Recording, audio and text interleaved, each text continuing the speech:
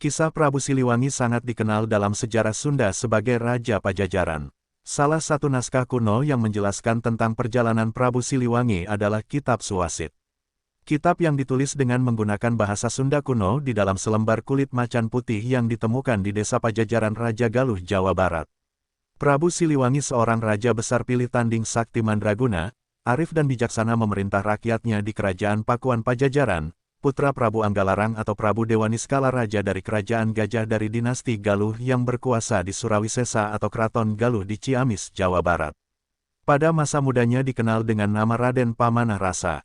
Sejak kecil beliau diasuh oleh Ki Gedeng Sindangkasih, seorang juru pelabuhan Muara Jati di Kerajaan Singapura sebelum bernama Kota Cirebon. Setelah Raden Pamanah Rasa dewasa dan sudah cukup ilmu yang diajarkan oleh Ki Gedeng Sindangkasih, beliau kembali ke Kerajaan Gajah untuk mengabdi kepada ayahandanya Prabu Anggalarang Dewaniskala. Setelah itu Raden Pamanah Rasa menikahi putri Ki Gedeng Sindangkasih, yang bernama Nyi Ambetkasih. Ketika itu Kerajaan Gajah dalam pemerintahan Prabu Dewaniskala atau Prabu Anggalarang sedang dalam masa kemasannya.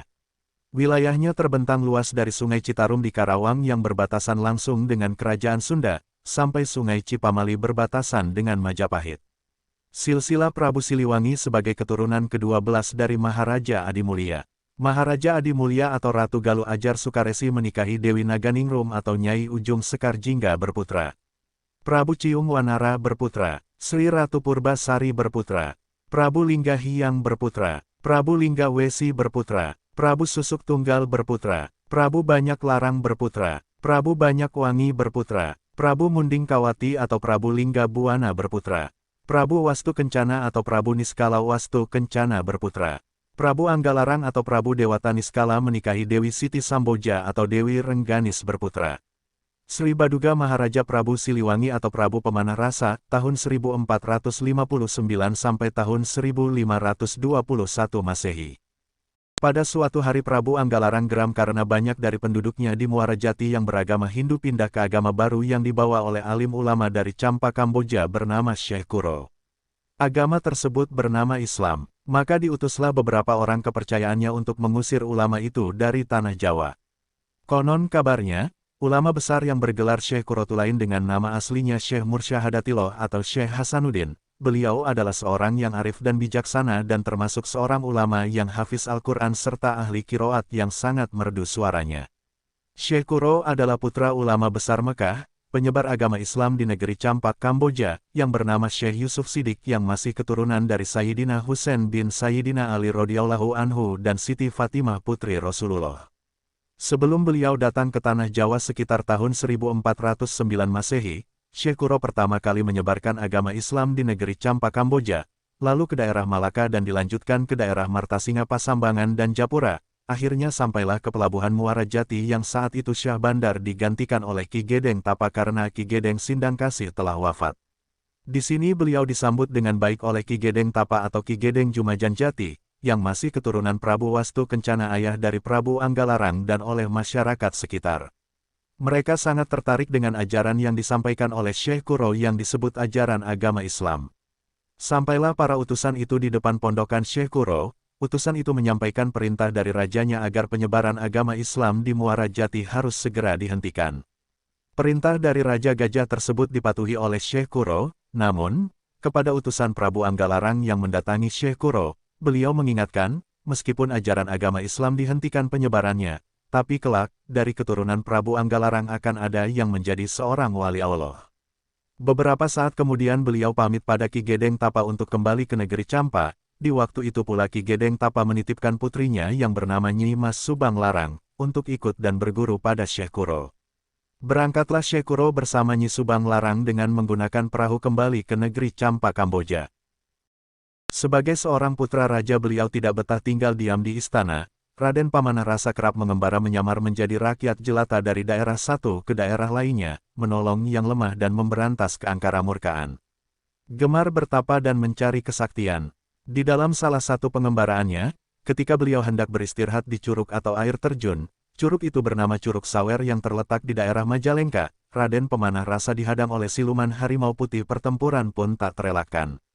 Raden Pamanah Rasa dan siluman harimau putih yang diketahui memiliki kesaktian tinggi itu pun bertarung sengit hingga setengah hari, namun kesaktian Prabu Pamanah Rasa berhasil memenangi pertarungan dan membuat siluman harimau putih tunduk kepadanya. Harimau putih itu memberi sebuah pusaka yang terbuat dari kulit macan, dengan pusaka itu beliau bisa terbang laksana burung, menghilang tak terlihat oleh mata Ajian Halimun, berjalan secepat angin Ajian Saepi Angin, dan bisa mendatangkan bala tentara jin. Harimau itu pun memutuskan untuk mengabdi kepada Raden Pamanah Rasa sebagai pendamping beliau. Dengan tunduknya Raja Siluman Harimau Putih, maka meluaslah wilayah Kerajaan Gajah. Siluman Harimau Putih beserta pasukannya selanjutnya dengan setia mendampingi dan membantu Raden Pamanah Rasa.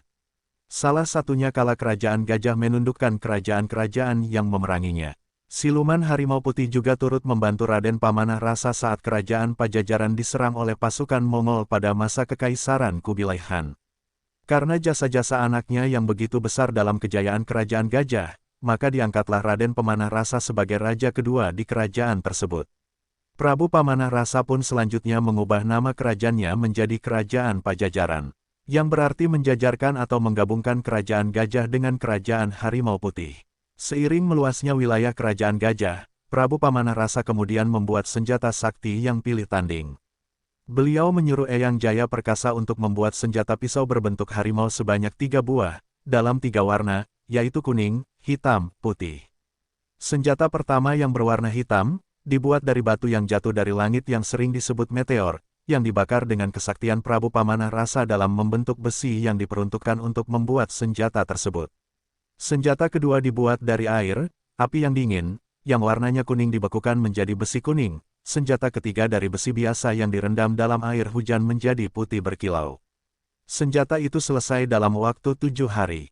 Semalam penuh Pangeran Pamanah Rasa memikirkan nama untuk senjata sakti tersebut.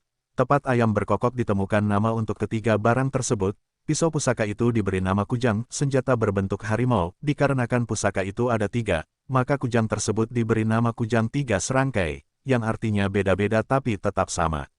Senjata itu berbentuk melengkung dengan ukiran harimau di gagangnya.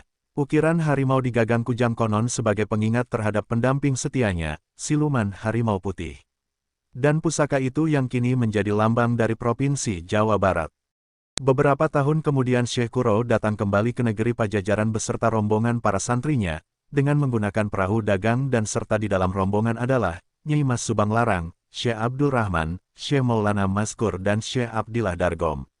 Setelah rombongan Syekh Kuro melewati Laut Jawa dan Sunda Kelapa dan masuk Kali Citarum, yang waktu itu di kali tersebut ramai dipakai keluar masuk para pedagang ke Pajajaran, akhirnya rombongan beliau singgah di Pelabuhan Karawang. Menurut buku sejarah masa silam Jawa Barat yang terbitan tahun 1983 disebut, Pura Dalem. Mereka masuk Karawang sekitar 1416 Masehi yang mungkin dimaksud Tanjung Pura, di mana kegiatan pemerintahan di bawah kewenangan Jabatan Dalem.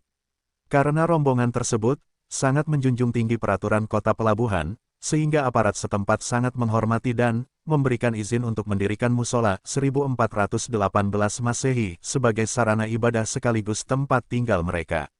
Setelah beberapa waktu berada di Pelabuhan Karawang, Syekh Kuro menyampaikan dakwah-dakwahnya di musola yang dibangunnya, sekarang Masjid Agung Karawang. Dari uraiannya mudah dipahami dan mudah diamalkan. Ia beserta santrinya juga memberikan contoh pengajian Al-Quran menjadi daya tarik tersendiri di sekitar Karawang.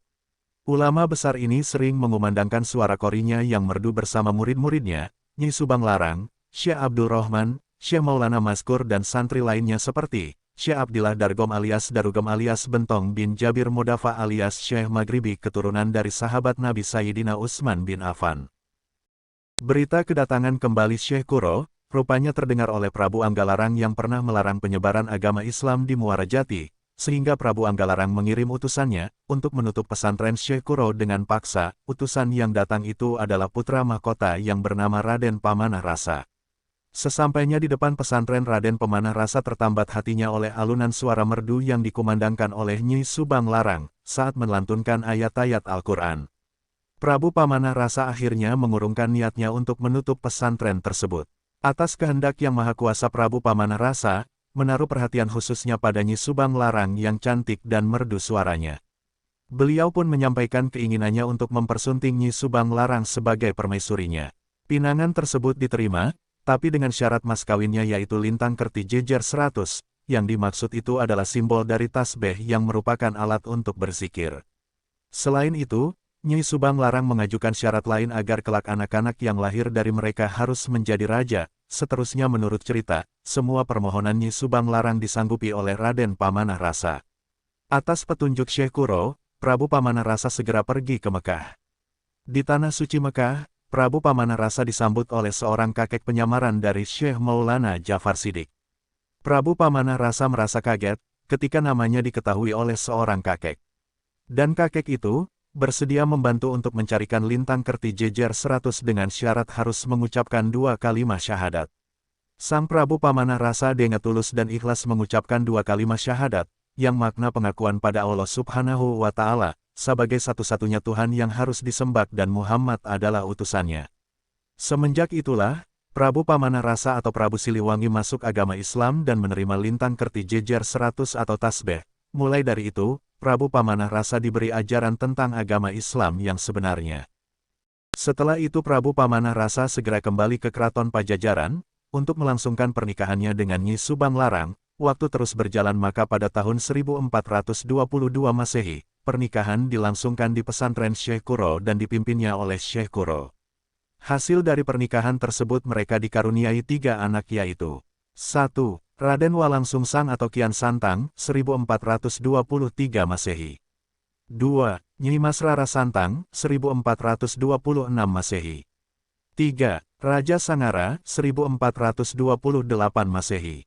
Nama Siliwangi pun dan dikenal sebagai raja yang mencintai rakyatnya.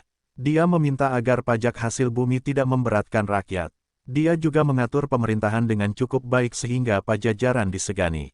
Kemudian Prabu Siliwangi menikahi putri Prabu Susuk Tunggal Raja dari Kerajaan Sunda, yang bernama Kentring Manik Mayang Sunda. Jadilah antara Raja Sunda dan Raja Galuh yang seaya ini menjadi besan.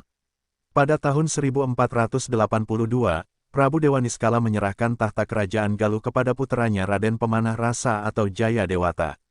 Demikian pula dengan Prabu Susuk Tunggal yang menyerahkan tahta Kerajaan Sunda kepada menantunya ini, Jaya Dewata.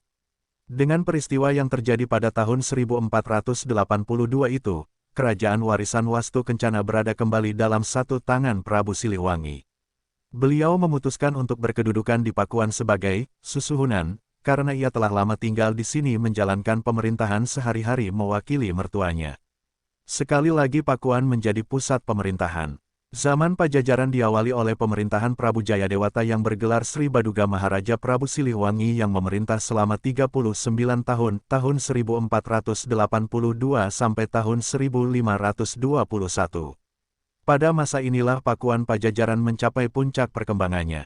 Gemah Ripah Loh Jinawi, daerah kekuasaannya sepertiga Pulau Jawa yang terbentang luas dari ujung kulon sampai ke dataran tinggi Dieng, Jawa Tengah. Wilayah ini kala itu disebut Tataran Sunda.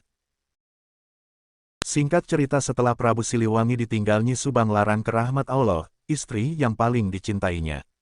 Beliau mulai melupakan Islam yang pernah diikrarkannya, beliau lebih memilih kembali memeluk agama yang dianut leluhurnya, Sunda Wiwitan.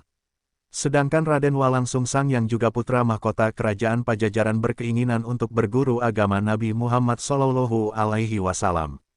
Lalu, ia mengutarakan maksudnya kepada ayahandanya, Prabu Siliwangi. Namun, Prabu Siliwangi melarang bahkan mengusir Walangsungsang dari istana. Pangeran Walangsungsang lahir di Keraton Pajajaran bertepatan dengan tahun 1423 Masehi. Pada masa mudanya ia memperoleh pendidikan yang berlatar belakang kebangsawanan dan politik. Kurang lebih 17 tahun lamanya ia hidup di Istana Pajajaran. Pada suatu malam, Walangsungsang melarikan diri meninggalkan Istana Pakuan Pajajaran. Ia menuruti panggilan mimpi untuk berguru agama Nabi kepada Syekh Nurjati, seorang pertapa asal Mekah di Bukit Amparan, Jati Cirebon. Dalam perjalanan mencari Syekh Nurjati, Walangsungsang bertemu dengan seorang pendeta Buddha bernama Resi Danuwarsi. Kemudian beliau pergi menuju Gunung Dihyang di Padepokan Resi Danuwarsi, masuk wilayah Parahyangan Bangwetan. Resi Danuwarsi adalah seorang pendeta Buddha yang menjadi penasehat Keraton Galuh, ketika ibu kota kerajaan masih di Karang Kamulyan Ciamis. Sulit dibayangkan bagaimana keteguhan sang pangeran yang muslim, berguru kepada seorang pendeta yang secara lahiriah masih beragama Buddha. Tapi mungkin saja secara hakiki Sang Danuwarsi sudah Islam meskipun tingkah lakunya masih Hindu-Buddha. Tetapi yang jelas kedatangan putra sulung Prabu Siliwangi di padepokan Gunung Dihyang disambut sukacita oleh pendeta Danuwarsi. Dan untuk menyempurnakan kegembiraan tersebut, sang guru menikahkan putri satu-satunya yang bernama Endang Gelis. Darinya lah lahir seorang putri yang bernama Nyai Mas Pakungwati yang kelak kemudian hari menjadi permaisuri Kanjeng Sunan Gunung Jati. Begitupun Rara Santang adik Walang Sungsang yang juga berkeinginan untuk mempelajari agama Nabi. Rara Santang amat bersedih hati ditinggalkan pergi oleh kakaknya. Ia terus-menerus menangis. Jerit hatinya tak tertahankan lagi hingga akhirnya ia pun pergi meninggalkan istana Pakuan Pajajaran. Lalu, Prabu Siliwangi mengutus Pati Arga untuk mencari sang putri. Ia tidak diperkenankan pulang jika tidak berhasil menemukan Rara Santang. Namun, usaha Pati Arga sia-sia belaka karenanya ia tidak berani pulang. Akhirnya, ia mengambil keputusan mengabdi di negeri Tajimalela. Sementara itu, perjalanan Rara Santang telah sampai ke Gunung Tangkuban Perahu dan bertemu dengan Nyai Ajar Sekati. Rara Santang diberi pakaian sakti oleh Nyai Sekati sehingga ia bisa berjalan dengan cepat. Nyai Sekati memberi petunjuk agar Rara Santang pergi ke Gunung Cilawung menemui seorang pertapa. Di Gunung Cilawung, oleh Ajar Cilawung nama Rara Santang diganti menjadi Nyai Eling dan diramal akan melahirkan seorang anak yang akan menaklukkan seluruh isi bumi dan langit, dikasihi Tuhan, dan menjabat sebagai pimpinan para wali. Selanjutnya, Nyai Eling diberi petunjuk agar meneruskan perjalanan ke Gunung Merapi. Cerita beralih dengan menceritakan Resi Danuwarsi yang juga dikenal dengan nama Ajar Sasmita, yang tengah mengajar Walang Sungsang. Sang Danuwarsi mengganti nama Walang Sungsang menjadi Samaduloh dan menghadiahi sebuah cincin bernama ampal yang berkesaktian dapat dimuati segala macam benda. Ketika keduanya tengah asyik berbincang-bincang tiba-tiba datanglah Rara Santang yang serta-merta memeluk kakaknya. Di Gunung Merapi, Walang Sungsang dinikahkan dengan Indang Gelis putri dari Resi Danuwarsi. Sesuai dengan petunjuk Resi Danuwarsi, Samaduloh beserta istri dan adiknya meninggalkan Gunung Merapi menuju Bukit Ciangkup. Indang Gelis dan Rara Santang dimasukkan ke dalam cincin ampal. Di Bukit Ciangkup tempat bertapa seorang pendeta Buddha bernama Sang Hyang Naga, Samaduloh diberi pusaka berupa sebilah golok bernama golok cabang yang dapat berbicara seperti manusia dan bisa terbang. Setelah mengganti nama Samaduloh, Sang Hyang Naga memberi petunjuk agar Samaduloh melanjutkan perjalanan ke Gunung Kumbang menemui seorang pertapa yang bergelar Nagagini yang sudah teramat tua. Nagagini adalah seorang pendeta yang mendapat tugas dewata untuk menjaga beberapa jenis pusaka, kopiah waring, badong batok hiasan dada dari tempurung, serta umbul-umbul yang harus diserahkan kepada putra Pajajaran. Atas petunjuk Nagagini, Walang Sungsang kemudian berangkat ke Gunung Cangak. Nagagini memberi nama baru bagi Walang Sungsang, yakni Karmaduloh. Ketika tiba di Gunung Cangak, Walang Sungsang melihat pohon kiara yang setiap cabangnya dihinggapi burung bangau. Walang Sungsang bermaksud menangkap salah seekor burung bangau itu, tetapi khawatir semuanya akan terbang jauh. Ia teringat akan pusakanya kopiah waring yang khasiatnya menyebabkan ia tidak akan terlihat oleh siapapun termasuk jin dan setan. Kopiah waring segera ia pakai, lalu ia mengambil sebatang bambu untuk membuat bubu yang dipasang di salah satu cabang kiara. Dalam bubu itu diletakkan seekor ikan. Burung-burung bangau tertarik melihat ikan dalam bubu hingga membuat suara berisik dan menarik perhatian Raja Bangau, Sang Hyang Bangau, yang segera mendekati rakyatnya. Raja Bangau berusaha mengambil ikan dalam bubu, namun ia terjebak masuk ke dalam perangkap dan tak dapat keluar, dan akhirnya ditangkap oleh Walang Sungsang. Raja Bangau mengajukan permohonan agar tidak disembelih, dan ia menyatakan takluk kepada Walang Sungsang serta mengundangnya untuk singgah di istananya guna diberi pusaka. Di dalam istana, Raja Bangau berubah menjadi seorang pemuda tampan dan menyerahkan benda pusaka berupa periuk besi, piring, serta bareng. Periuk besi dapat dimintai nasi beserta lauk pauknya dalam jumlah yang tidak terbatas, piring dapat mengeluarkan nasi kebuli, sedangkan bareng dapat mengeluarkan 100.000 bala tentara. Sang Hyang Bangau memberi nama Raden Kuncung kepada Walang Sungsang yang kemudian melanjutkan perjalanan ke Gunung Jati. Setibanya di Gunung Jati, Walang Sungsang menghadap Syekh Nurjati yang juga bernama Syekh Datuk Kafi yang berasal dari Mekah, dan masih keturunan Nabi Muhammad dari Jenal Abidin. Lalu, Walang Sungsang berguru kepada Syekh Nurjati dan menjadi seorang Muslim dengan mengucapkan syahadat. Setelah ilmunya dianggap cukup, Syekh Datuk Kafi menyuruh Walang Sungsang untuk mendirikan perkampungan di tepi pantai. Walang Sungsang memenuhi perintah gurunya. Ia pun berangkat menuju kebun pesisir, berikut istri dan adiknya, yang dimasukkan ke dalam cincin ampal. Perkampungan baru yang akan dibukanya kelak dikenal dengan nama kebun pesisir, sedangkan pesantrennya diberi nama Panjunan. Dalam pada itu, Syekh Datuk Kafi memberi gelar kepada Walang Sungsang dengan sebutan Ki Cakrabumi. Selanjutnya, Cakrabumi membuka hutan dengan golok cabang. Dengan kesaktian golok cabang, hutan lebat telah dibabat dalam waktu singkat. Ketika goloknya bekerja membabat hutan, pohon-pohonan roboh dengan mudah, lalu golok mengeluarkan api dan membakar kayu-kayu hutan sehingga dalam waktu singkat pekerjaan sudah selesai, sementara Walang Sungsang tidur mendengkur. Hutan yang dirambah cukup luas sehingga pendatang-pendatang baru tidak perlu bersusah payah membuka hutan. Dalam waktu singkat, pedukuhan baru itu sudah banyak penduduknya, dan mereka menamakan Cakrabuana dengan sebutan Kuhu Sangkan. Kuhu Sangkan sendiri tidak bertani karena pekerjaannya hanyalah menjala ikan dan membuat terasi. Jemuran terasi yang dibuatnya membentang ke selatan hingga Gunung Cangak di Tanah Girang. Suatu ketika, ia pulang ke rumahnya yang terletak di Kanoman. Ternyata gurunya, Syekh Datuk Kahfi telah berada di sana. Ketika Syekh Datuk Kahfi menemui Walang Sungsang di kebun pesisir, ia menganjurkan supaya Walang Sungsang dan adiknya menunaikan ibadah haji ke Mekah. Di Mekah kemudian mereka berkenalan dengan patih dari Mesir yang sedang mencari permaisuri untuk rajanya. Dari perkenalan itu akhirnya Raja Mesir menikah dengan Nyi Rara Santang dengan mas kawin sorban Nabi Muhammad SAW. Rara Santang tinggal di Mesir bersama suaminya dan Kian Santang pulang kembali ke Pulau Jawa. Ketika Rara Santang sedang hamil tersiarlah kabar bahwa Raja Mesir wafat saat berkunjung ke negeri Rum di kerajaan saudaranya. Kesedihan Rara Santang yang sedang hamil tua itu tak terbayangkan lagi mendengar kematian suaminya, apalagi masa kehamilannya telah mencapai usia 12 bulan. Rara Santang dikaruniai anak kembar yaitu Syarif Hidayatullah dan Syarif Arifin. Ketika mereka berdua dewasa, tahta kerajaan Mesir diturunkan kepada Syarif Hidayatullah tapi beliau menolaknya dan memberikannya pada adik kembarnya Syarif Arifin. Syarif Hidayatullah lebih memilih berdakwah ke Pulau Jawa di tanah leluhurnya. Setelah sampai di Muara Jati beliau bertemu dengan Walang Sungsang, uwaknya yang telah berganti nama Pangeran Cakrabuana. Kemudian dinikahkanlah Syarif Hidayatullah dengan putri uwaknya yang bernama Nyai Mas Pakungwati.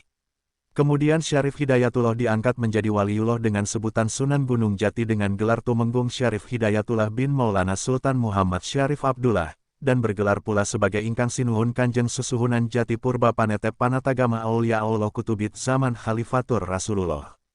Pada tahun 1479 Masehi kedudukan Pangeran Cakrabuana sebagai raja di Keraton Pakungwati kemudian digantikan Sunan Gunung Jati. Beliau lalu mendirikan Kesultanan Cirebon sebagai pusat penyebaran agama Islam di tataran Sunda. Pertumbuhan dan perkembangan yang pesat pada Kesultanan Cirebon dimulai oleh Syarif Hidayatullah dengan membentuk Dewan Dawa Sembilan Wali, atau Wali Songo sebagai tokoh ulama penyebar agama Islam di Jawa. Dan kemudian Syarif Hidayatullah diyakini sebagai pendiri dinasti Raja-Raja Kesultanan Cirebon dan Kesultanan Banten serta penyebar agama Islam di Jawa Barat, seperti Majalengka, Kuningan, Kawali, Ciamis, Sunda Kelapa dan Banten. Dikisahkan, setelah kerajaan-kerajaan kecil bawahan Pakuan Pajajaran berhasil ditaklukkan oleh Kesultanan Demak dan Cirebon, dan rakyat Pajajaran hampir seluruhnya masuk Islam dan para pejabat tinggi Pajajaran kebanyakan lari ke daerah Banten yaitu daerah Baduy Kabupaten Rangkas dan ada yang ke Garut serta ke Cirebon.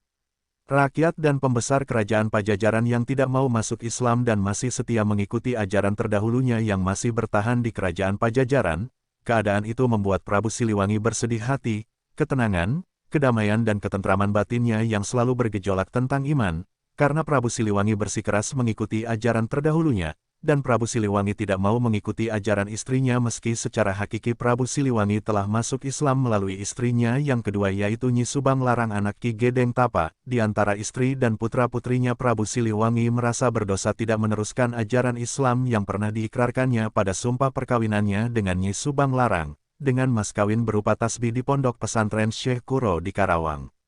Prabu Siliwangi merasa malu dengan istri dan putra-putrinya serta cucunya yang menjadi waliullah Sunan Gunung Jati anak dari Rara Santang, apalagi pada waktu itu Prabu Siliwangi terkalahkan pasukan Islam dan rakyat Pajajaran hampir seluruhnya masuk Islam.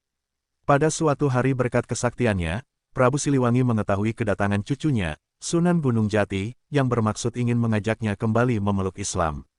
Dalam hatinya, Ia merasa malu kalau sampai tunduk kepada cucunya. Dengan kesaktian pusakanya, sebilah ecis, ia berjalan ke tengah alun-alun Pajajaran dan membaca mantra Aji Sikir, lalu pusaka ecis ditancapkan ke tanah. Seketika itu, negara dan rakyat Pajajaran lenyap dan sirna ke alam gaib, pusaka ecis itu pun berubah pula menjadi rumput ligundi hitam. Syarif Hidayatullah atau Sunan Gunung Jati yang datang kaget karena kerajaan Pajajaran beserta rakyatnya telah hilang berpindah ke alam gaib dan berubah menjadi hutan belantara. Sebelum pergi beliau berucap, rakyat Pajajaran yang bersembunyi di hutan seperti harimau, seketika itu pula perkataan waliullah dikabulkan oleh Allah Subhanahu wa Ta'ala. Rakyat Pajajaran selamanya akan menjadi harimau sampai rumput ligundi itu dicabut. Kegagalan Sunan Gunung Jati dalam mengislamkan kakeknya, Prabu Siliwangi, membuat Pangeran Walangsungsang harus turun tangan mengislamkan ayahandanya, Prabu Siliwangi. Dengan ilmu sayap angin hanya dalam sekejap beliau melesat ke Pajajaran yang telah berubah menjadi hutan belantara. Berkat kesaktian ajian terawangan Walangsungsang berhasil menemukan ayahandanya, Prabu Siliwangi yang menggunakan ajian Halimun. Namun usaha Kian Santang pun sia-sia untuk merubah pendirian ayahandanya, Sang Prabu tetap bersikukuh tidak mau memeluk Islam. Akhirnya Sang Prabu beserta pengikutnya merubah wujud mereka menjadi harimau sebagai bukti bulatnya tekad Sang Prabu untuk tetap mengikuti ajaran leluhurnya. Prabu Siliwangi pun memilih menghilang atau ngahyang di kawasan hutan Sancang, saat terdesak oleh kejaran putra sulungnya Pangeran Walangsungsang yang bersikeras mengajak ayahandanya untuk masuk Islam.